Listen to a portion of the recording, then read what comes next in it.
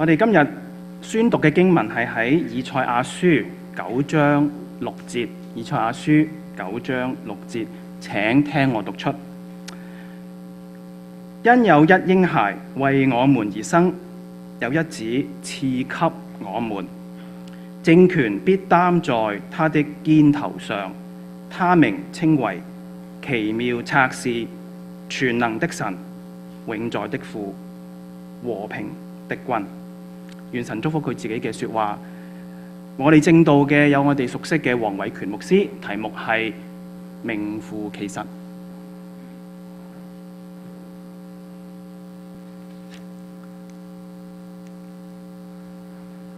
弟兄姊妹，我諗每一個父母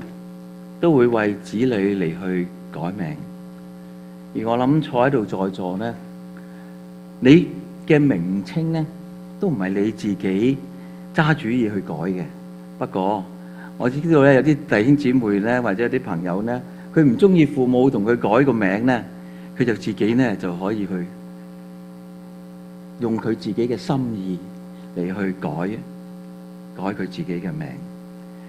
其實當父母為我哋、為子女，甚至有啲祖父母為佢啲孫嚟去改名嘅時候，其實都係期望住呢個嘅名字能夠成為佢哋一種嘅祝福，成為喺佢哋身上見到一種嘅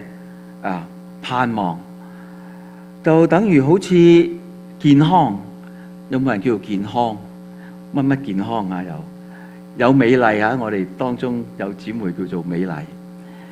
亦都有呢個財富，有人叫阿財嚇，亦都有權喎，有權力喎，冇錯，偉權。父母喺呢啲改名嘅時候，佢好想呢啲嘅名字陪伴我哋一路成長嘅時候，成為我哋一個嘅祝福。名副其實，同樣係話俾我哋聽，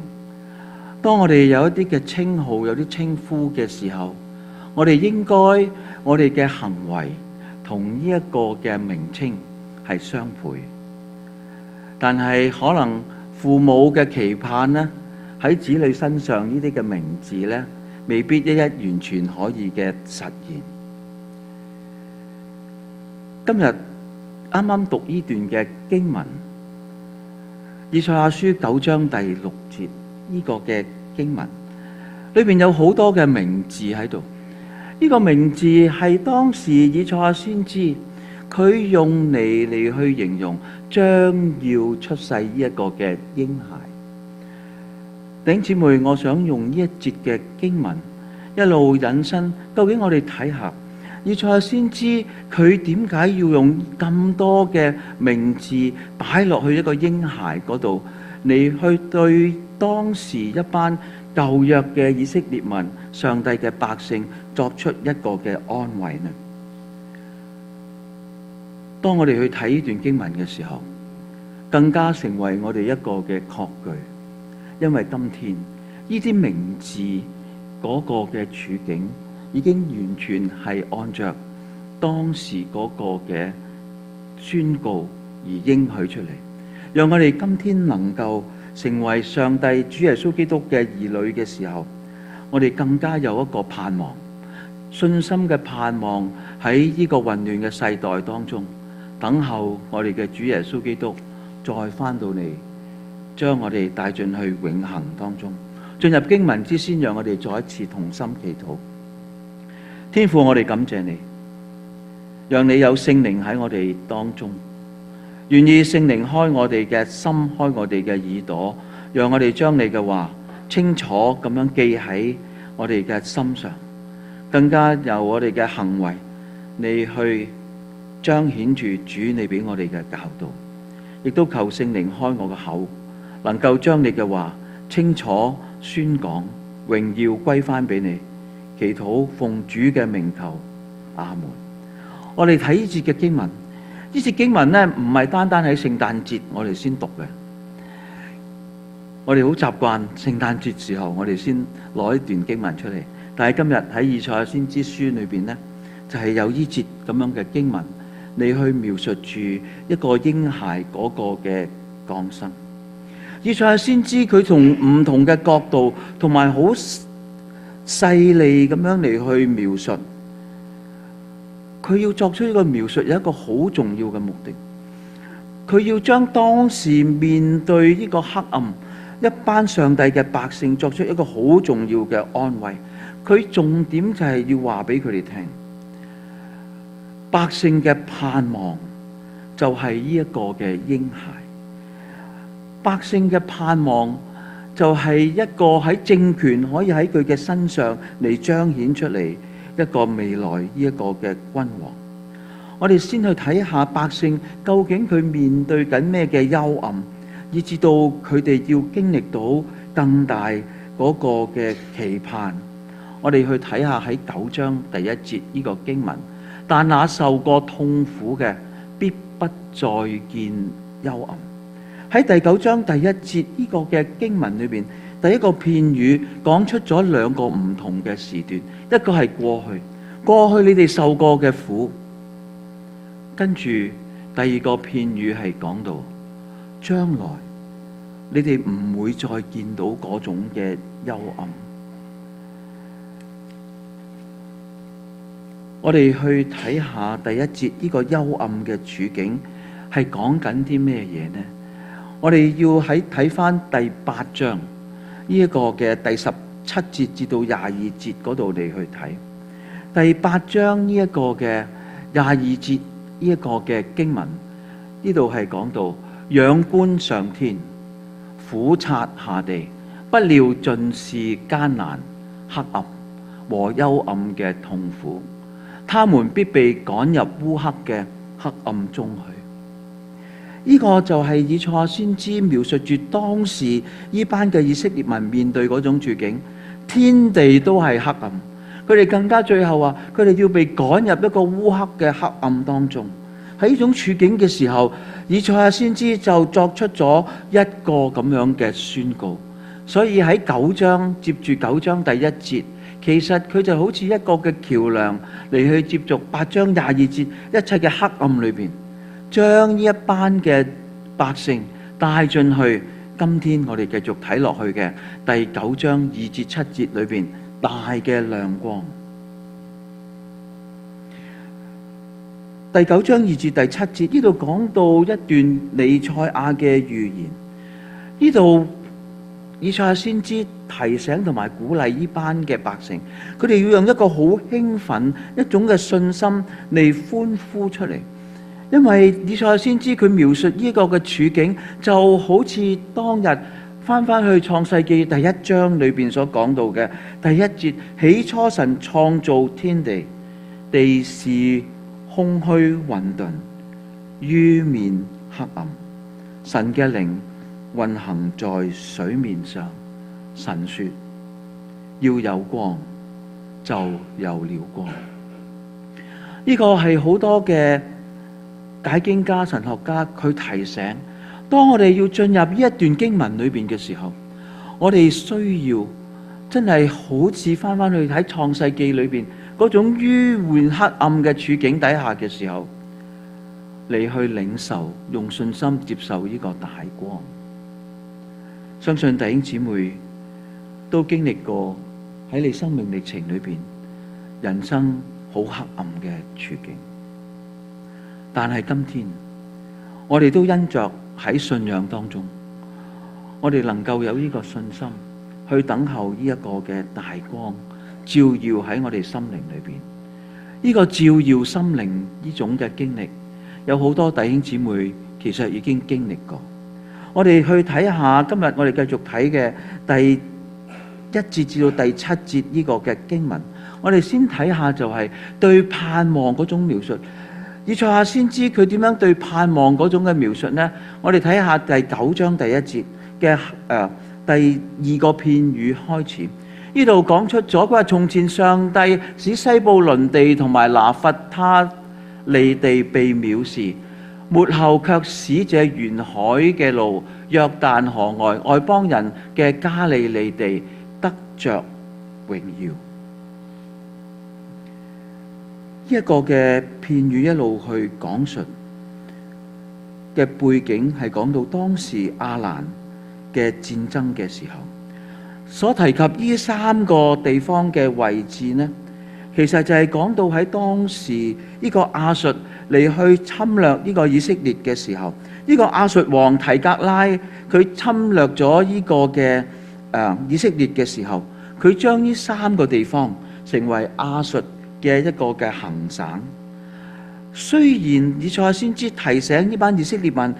你哋經歷過呢個嘅處境，但係喺最後呢個片語裏邊，佢話外邦人嘅加利利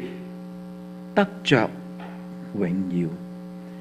呢個再一次話翻俾呢班嘅百姓聽，你哋經歷過羞辱，經歷過呢個嘅壓迫，但係最後你哋同樣會得着呢一個嘅榮耀。呢個榮耀唔係因着我哋有咩能力，唔係當時百姓有咩能力，而係佢要講出上帝嘅作為。佢喺呢一個第一節嘅片語裏邊，佢就提醒呢班百姓，所以跟住佢話俾佢哋聽，你哋要歡喜啊！你哋要因為將會要見到呢個大光。我哋睇下第二節呢一個嘅經文，在黑暗中行走嘅百姓看見了大光，住在死蔭之地嘅人有光照耀他們。看見了大光，提醒佢哋係上帝嘅作為。我哋喺幽暗嘅心靈當中，我哋冇辦法撥開呢啲幽暗，只有耶穌基督嘅救恩。今天我哋知道，只有聖靈喺我哋嘅心靈裏邊，俾我哋有呢個嘅大光，以至到我哋重新得力。跟住死蔭之地，死蔭之地呢度解釋為好艱難，如同有死亡嚟去籠罩住。呢個佢冇話我哋真係去到死亡裏邊，但係喺呢個死亡嗰種嘅籠罩底下，我哋嘅心靈完全冇嗰個盼望。讓我喺度諗到詩篇23篇，耶和華係我嘅牧者，我必不致缺乏。佢帶領我哋去青草地嗰度，佢帶領我哋行過死蔭嘅幽谷，我哋唔怕。今天以賽亞先知佢就提到呢個嘅死蔭之地，當時呢一班嘅百姓經歷被亞述嗰種嘅侵略，以至到佢哋經歷到死亡。我哋再繼續睇第3節，佢話你使這國民繁多，也增他們嘅喜樂，他們在你面前歡喜，好像收割嘅歡喜，像人分擄物那樣的快樂。去到第3節呢度呢，以賽亞已經呢將嗰個嘅主角呢，唔係再係同百姓淨係安慰，佢係同上帝嚟去講啊。佢話上帝，你俾呢啲百姓呢做咗好大嘅作為，你加添佢哋人數，因為佢哋被侵略，佢哋被擄掠，呢啲嘅百姓有好多嚟去死亡。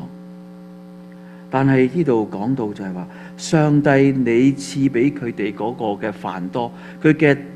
後裔會繼續咁樣嘅加添俾佢哋喜樂。喺節經文裏邊特別，我哋會睇到有3個，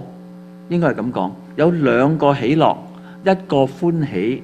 呢個嘅中文嘅翻譯。但係喺英文裏邊呢，呢個喜樂同歡喜呢，都係用 joy 呢一個字嚟去表達因着佢哋喺上帝嗰度俾佢哋嘅供應，佢哋將會有呢個嘅喜樂。我哋再睇下就係另外一個講到喜樂，就係在你面前，在你面前，原來解釋呢係在你嘅同在之中。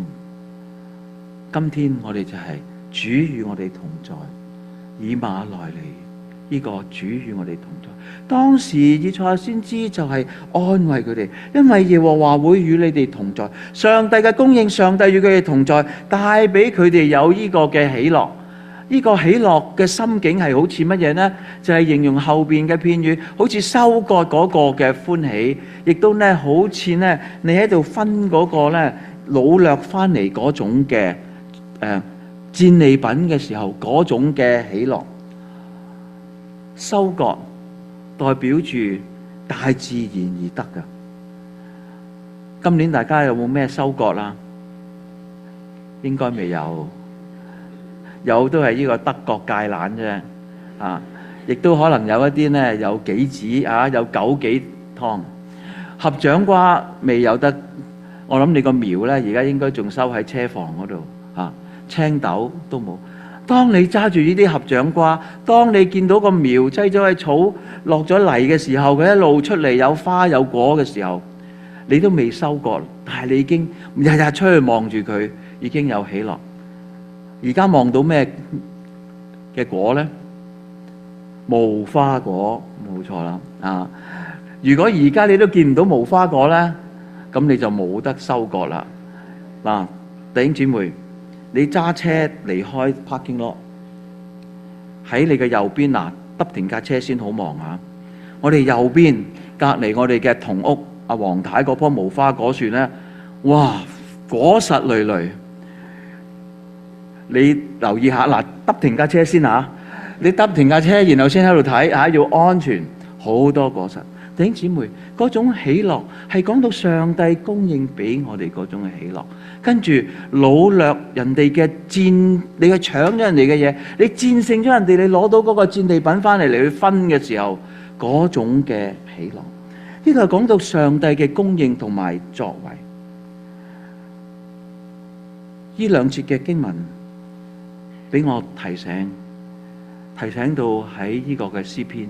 103篇，我的心你要稱頌耶和華，不可忘記他的一切恩惠，他赦免你一切嘅罪孽，醫治你一切嘅疾病，他救贖你嘅命，脫離死亡，與仁愛同慈悲為你嘅冠冕。頭嗰兩節經文大家常常背誦，第4節呢個經文我哋好少，但係其實我哋已經領受咗呢個恩典。他救贖你脫離死亡，我哋脫離咗一個永遠嘅死亡，因為我哋得着主嘅救恩，我哋有永生嘅盼望。而最重要係以慈愛同埋以仁愛同埋慈悲為你嘅冠冕。呢個係上帝俾我哋最大嗰個嘅福分。喺上帝嘅眼裏邊，我哋每一個人都係冠軍，我哋都可以帶上呢個嘅冠冕去到主嘅懷裏邊。所以弟兄姊妹，我哋唔好忘記收割嗰種喜樂，我哋唔好忘記我哋去攞到戰利品，你贏咗呢個獎牌，日日翻嚟望住嗰種嘅喜樂。我哋要將呢個喜樂嚟回應住上帝賜俾我哋一切嗰個嘅供應。我哋繼續嚟去再睇下半段呢個嘅經文裏邊，去解釋到盼望嗰種嘅解釋。上帝已經施行咗佢嘅作為，以賽亞先知喺度再提醒呢班嘅以色列民，佢話上帝已經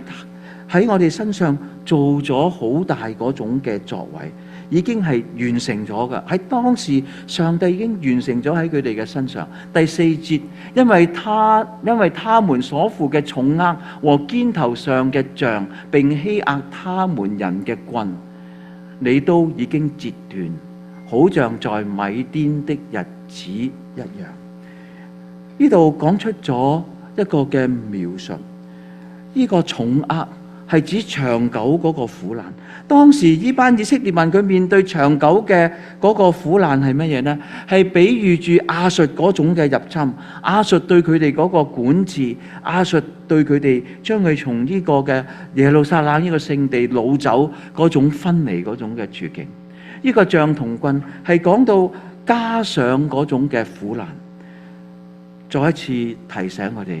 喺亞述嘅入侵裏邊，讓佢哋喺原本嘅經歷某啲苦難上，再加上更大嗰種嘅重擔。而更加重要嘅，喺呢個重壓呢一個嘅處境裏邊，特別提醒呢班以色列民就係回顧住佢哋喺埃及為奴嘅時候，同埋佢哋離開埃及40年喺呢個嘅流浪嗰種生活當中，提醒佢哋上帝與佢哋同在。所以呢一節嘅經文裏邊講到，你都已經截斷。以賽亞先知係再一次同上帝話：你已經將呢班嘅百姓佢面對嗰種苦難，你已經截斷。當呢個嘅擔當喺佢哋嘅肩膊上被截斷嘅時候，意思即係話呢班嘅百姓已經唔再需要去負起呢個嘅重擔。弟兄姊妹，今天我哋會面對好多唔同嘅重擔，但係你有冇交託？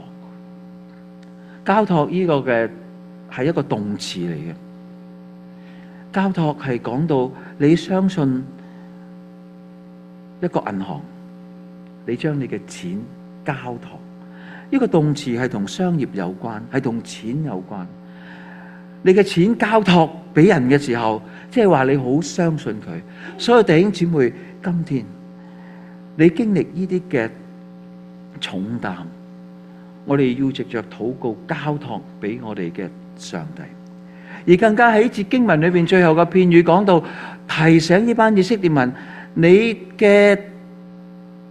耶和華上帝，佢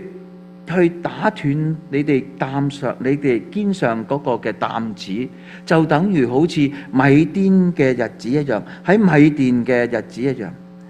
當時米甸人嚟去攻擊以色列民，唔單止米甸人，係有呢個亞瑪力人同埋有東方人呢3個唔同嘅外族人嚟去聯合嚟去打以色列人，但係上帝就用呢個基甸嚟去勝過呢一班嘅米甸人，嚟拯救咗佢哋。而喺士師記第6章至到第8章裏邊有記述住。而我哋最能夠嚟去理解到就喺第7章第7節嘅係話，耶和華對基甸說：我要用這舔水的300人拯救你們。當時基甸佢就話，上帝耶和華叫佢要揀選一批人去到嚟去對抗呢啲米甸人。耶和華話唔使咁多噶，300個就夠啦。耶和華更加話俾米甸聽，點樣去揀選呢300人呢？就係佢要揀選嗰300人，係要用手撈起啲水，然後嚟去舔呢啲水。呢300個人，上帝就用300個人嚟勝過呢啲米甸人、亞瑪力人同埋東方人呢啲嘅大軍。喺呢度，以賽亞先知再提醒呢班嘅百姓，你哋呢啲已經經歷過。同樣，佢跟住第5節，佢再講，佢話戰士在亂殺之間所穿戴嘅盔甲，並那滾在血中嘅衣服，都必作為可燒的，當作柴火。呢一個經文呢，如果我哋睇現代中文譯本呢，我讀俾大家聽下。現代中文譯本佢咁樣譯嘅，佢話侵略者嘅靴子、染滿血跡嘅戰衣，都要被火燒掉。現代中文譯本更加容易明白，意思即係話，當戰勝咗呢班敵人嘅時候，佢哋呢啲所有嘅戰袍，佢哋所有嘅死亡呢啲嘅戰衣呢啲咧，全部我哋都可以用火嚟去燒掉，全部可以毀滅。我哋唔需要再嚟去面對佢哋嗰種嘅壓迫。呢個帶出咗一個當時戰況嗰種嘅慘烈，但係最終強調嘅就係上帝嗰個嘅作為，一切都係上帝嘅作為。以賽亞先知提醒呢班嘅以色列民，你要諗嘅係上帝嘅作為。喺以賽亞先知書2章2節呢度講到，末後嘅日子，耶和華殿嘅山必堅立，超乎諸山，高舉過於萬嶺，萬民都要流歸這山。弟兄姊妹，喺第二章第二節，上帝已經講咗將來會咁樣。雖然呢班以色列民經歷過亞述嗰種好大嗰種嘅壓迫，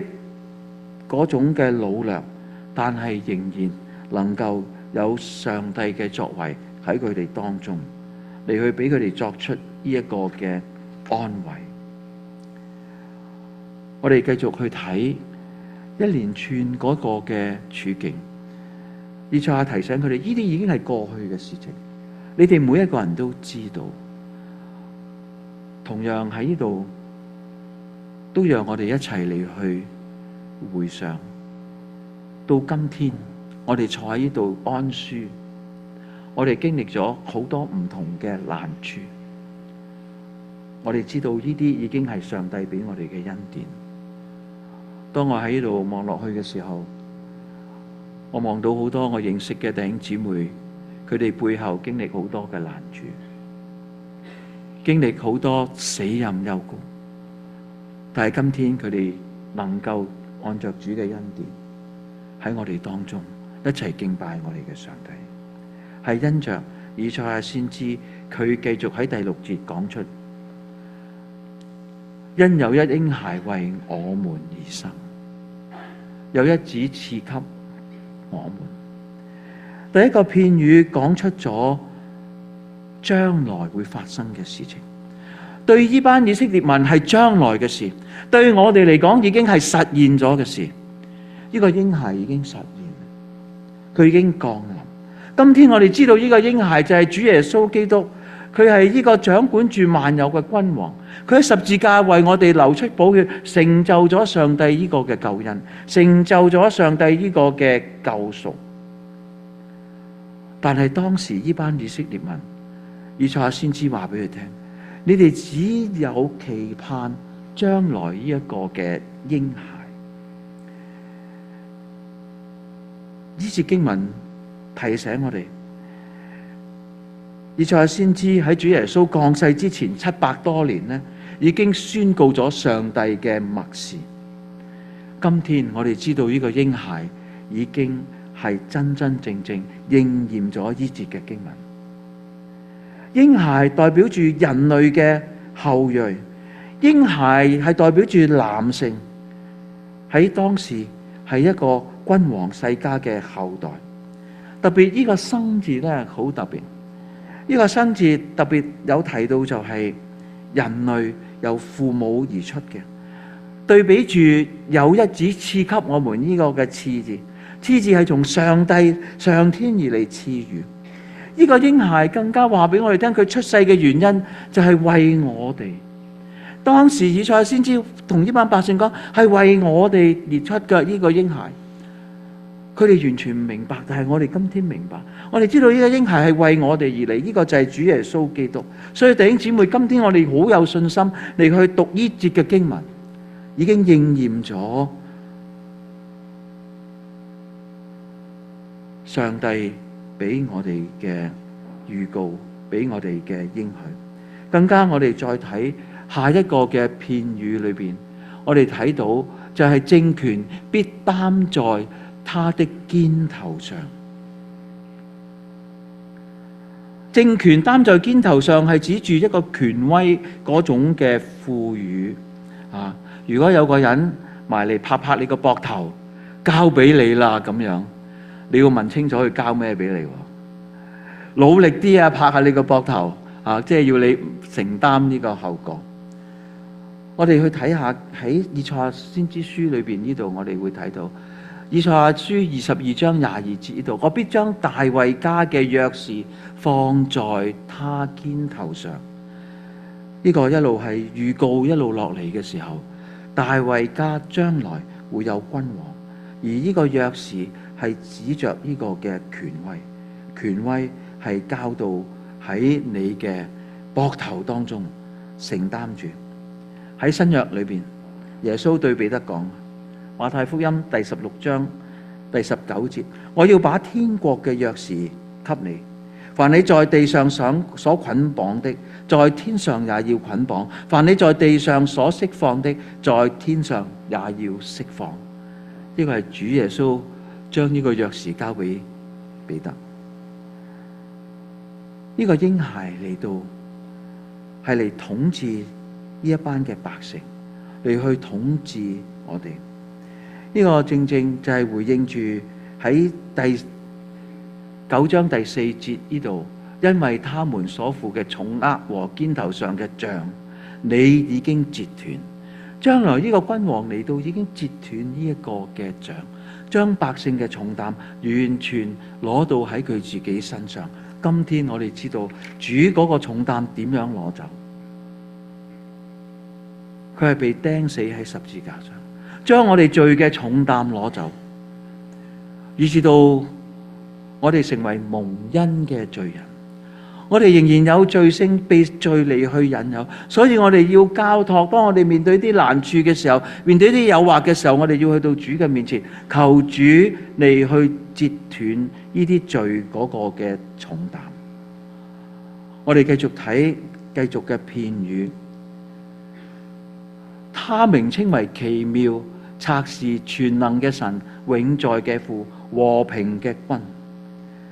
呢度一連串嘅名字，呢個名字一路描述住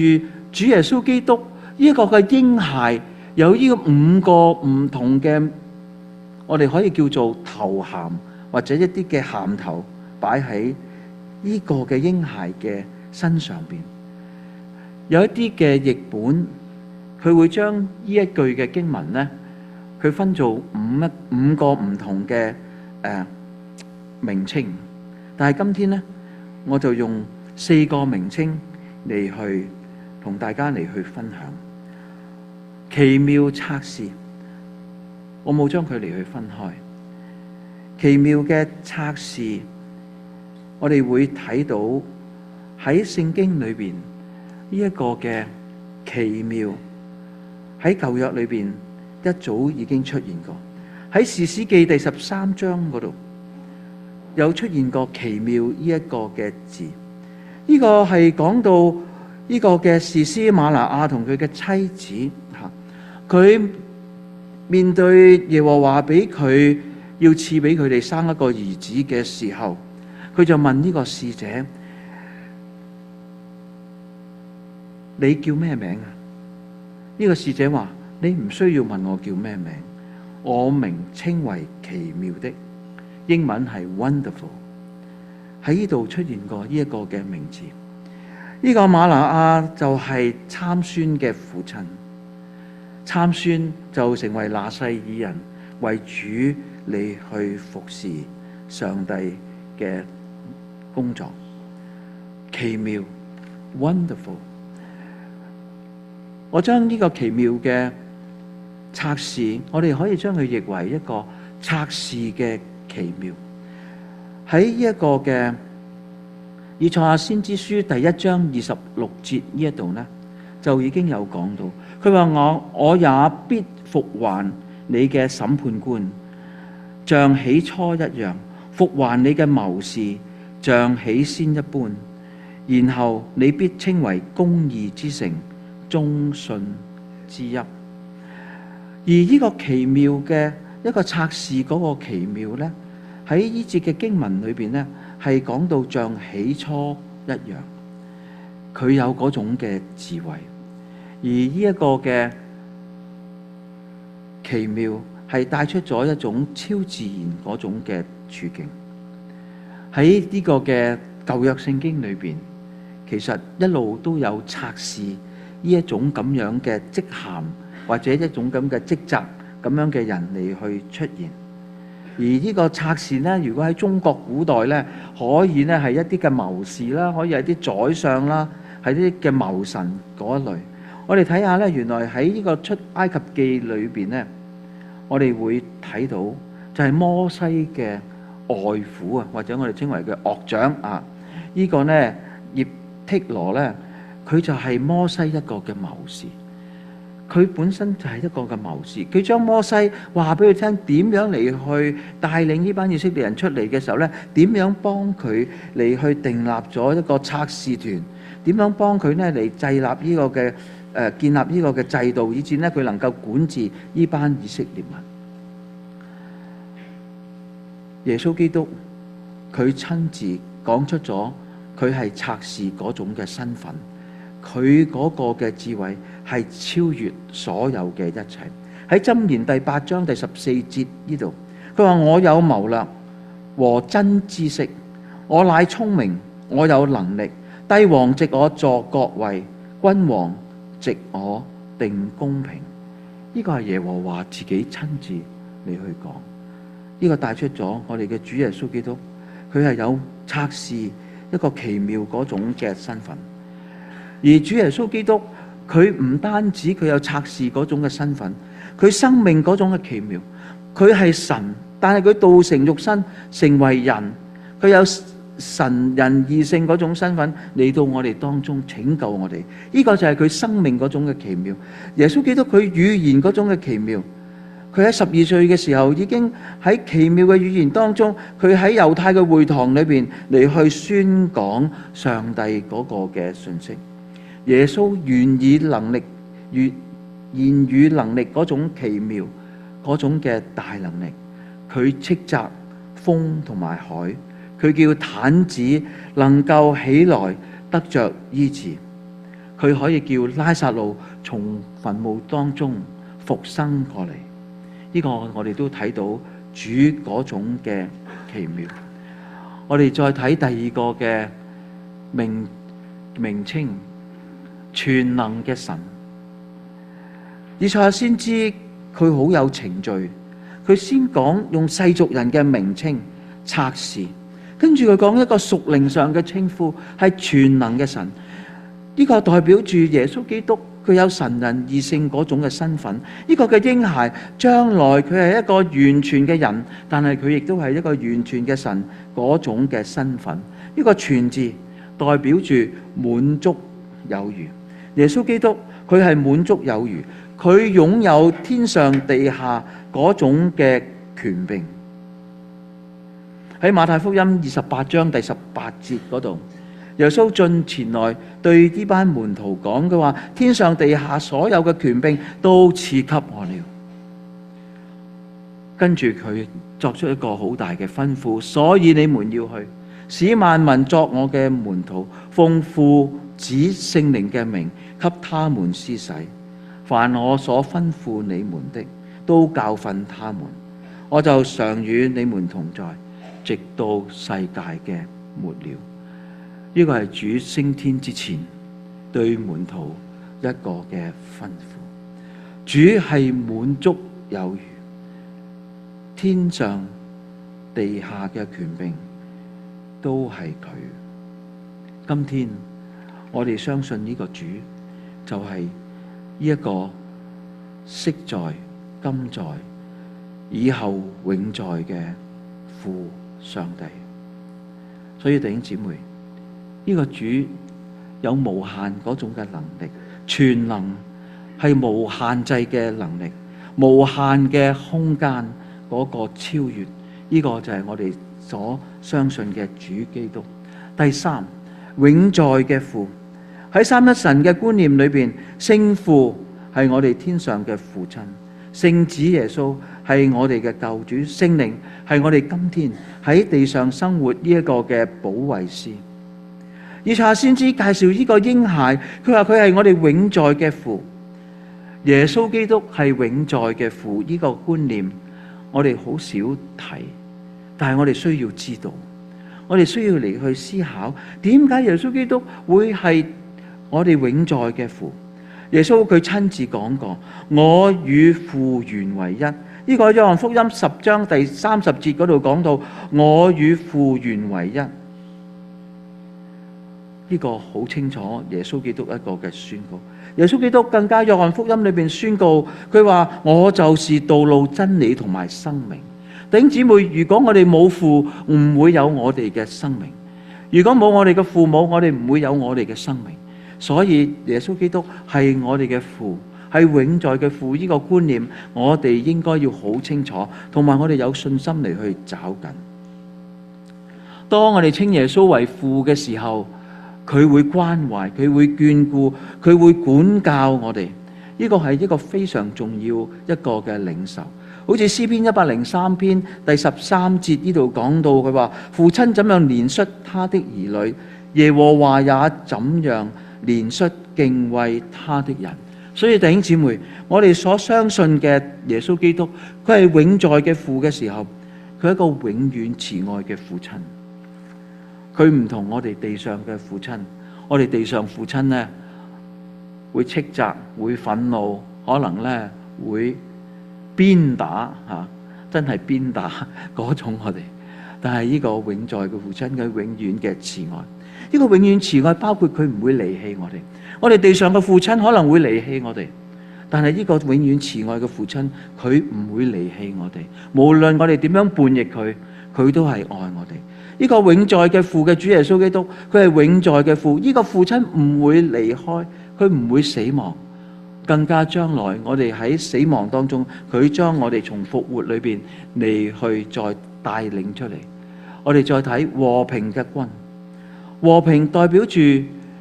平穩一生。當耶和華對約西亞王講嘅時候，喺呢個列王記下22章第20節，我必使你平平安安地歸到墳墓，到你嘅列祖那裏。呢個約西亞王係耶和華所悅納嘅王，佢好擔心呢，佢啲列祖會唔會做錯事啊？佢啲人民做錯事嘅時候呢，就